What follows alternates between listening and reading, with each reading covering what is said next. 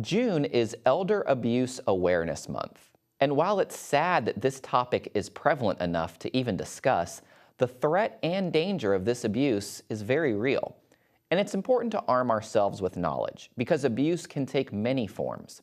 Here to help us through this difficult subject is Dawn Smith. She works with the Department of Children and Families as an adult protective investigator. Dawn, thank you so much for coming on today. Thank you for having me. We hear a lot about, child abuse or animal abuse, but it seems like elder abuse can sometimes be overlooked. What does elder abuse look like exactly? Elder abuse includes abuse, neglect, exploitation, and self-neglect of the elderly and the vulnerable population. That would be elder adults over the age of 18 that have a disability of some sort. Okay. Now, I know that people may not be as aware of elder abuse, like I said, as they are maybe child abuse or animal abuse. So what should I do if I suspect that, maybe I'm the victim of elder abuse or maybe a friend of mine is a victim of elder abuse? In the state of Florida, if you are a citizen here, then you are a mandatory reporter according to the Florida Statute 415. If you have a reasonable suspicion that you are being abused or your friend is being abused, then you need to call the hotline and let the hotline go through their questions in order to see if it does fall into our criteria for investigation. Okay. Tell me about World Abuse Awareness Day. I understand that's coming up.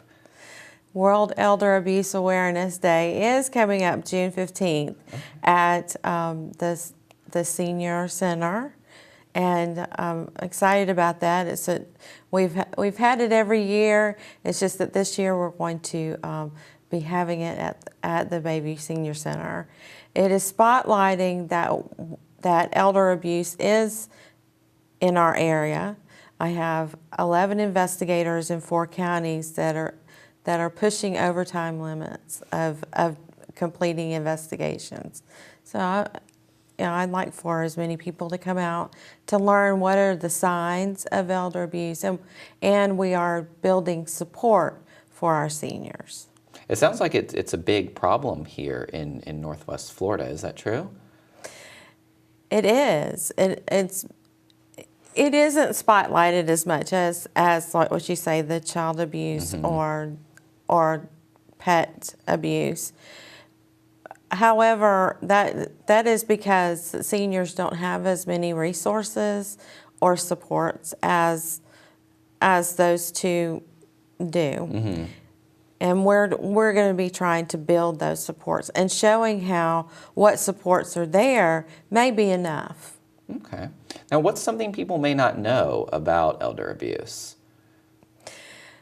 Elder abuse is often thought of as just being in nursing homes, and you have 4 times as much of a chance of being abused right in your home. Oh, wow. Wow. So I guess that abuse would be coming from a caregiver, from a family member, or even, like you said, self-neglect. What does that self-neglect look like? Self-neglect may be that you are not taking your medication properly, you may not be taking a bath as regularly as the rest of us, or you may not be able to clean your home as much, or you're not getting the proper nutrition. And there are services available that a senior can receive, and so we can reduce those risks and help them live longer. Okay, that's good. Now, abuse, I know a lot of people think abuse, they think, physical violence of some sort, but it's also exploitation. So, if seniors are just getting exploited, financially or emotionally in some way, that counts as abuse too, right? Exactly. Yes, we do receive reports, and it's something, it could be family members, or it could be a trust. Those are the power of attorney may be misusing the elders' funds. It could be the 50-year-old that's mooching off of grandma or stealing a car. Those type of reports are what we investigate. Sure. Now, I know a lot of senior citizens that we deal with at Council on Aging, they may be hesitant to call that abuse hotline because they don't want to get their children in trouble. They don't want to get their family members in trouble. They're scared of losing that connection. What advice do you have for people in that difficult situation? There's such an emotional attachment to that. I do understand that they don't want to get their family member in trouble, or they don't know what the solution's going to be. Is the solution going to be any better?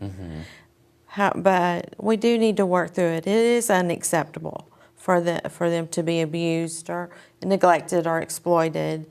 So we would like to give them more options, or talk to them, see if there's more options available, so they can choose the best one for them. Walk us through what happens after elder abuse has been reported. What does that process look like? Once someone calls the hotline, then that report comes to my unit and it's assigned to an investigator.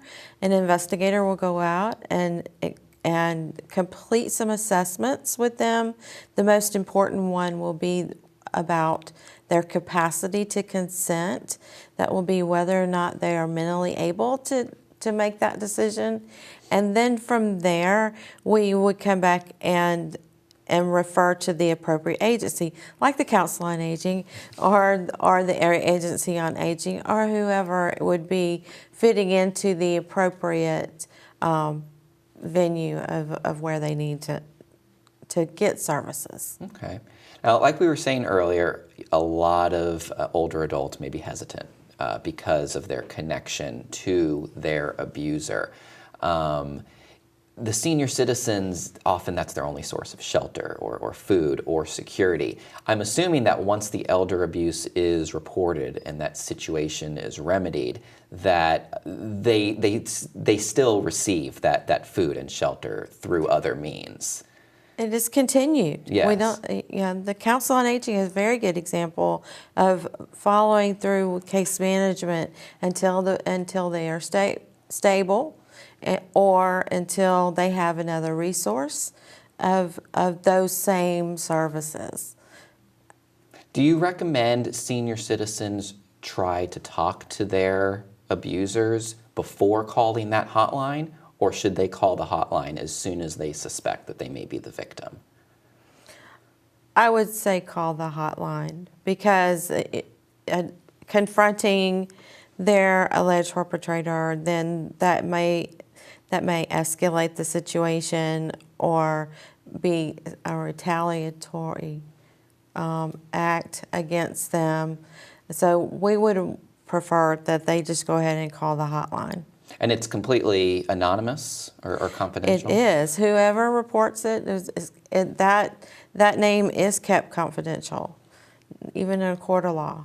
That's good. So they can feel safe, they can feel secure that they won't be retaliated against for reporting on their abuser. Correct. Fantastic. That's so important. Well, this is a very important topic, and I hope that people out there will reach out to help if they so need it. Thank you so much for coming on today. Thank you.